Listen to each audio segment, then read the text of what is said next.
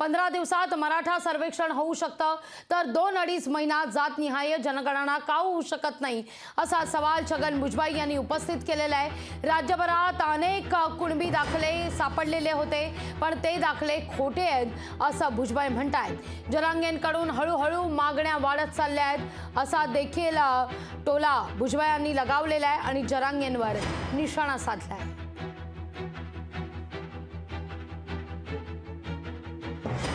जाती जनगणना करा ना, हे जर 15 दिवसात होईल तर ते 2-2.5 महिन्यामध्ये पूर्ण होईल आणि कायमचा हा प्रश्न जो आहे हा संपेल। त्यांचे सुद्धा काही 40च्या आसपास आमदार आहेत, आमचे सुद्धा 40-50च्या आसपास आमदार आहेत, त्यामुळे त्यांना जे काही मिळेल तेवढी मंत्रिपदं मिळतील तेवढी आम्हाला मिळावी, त्यांना जे काही समजा खासदार किंवा त्याच्या काही जागा मिळतील तेवढ्या आम्हाला मिळाव्यात। याची चूक काय असं मला वाटत नाही आणि त्याप्रमाणे प्रयत्न होतील। हळूहळू त्या समोरून ज्या मागण्या वाढत चालल्या, आता त्यांचं म्हणणं आहे की संपूर्ण मराठ्यांना ओबीसीचं आरक्षण द्या।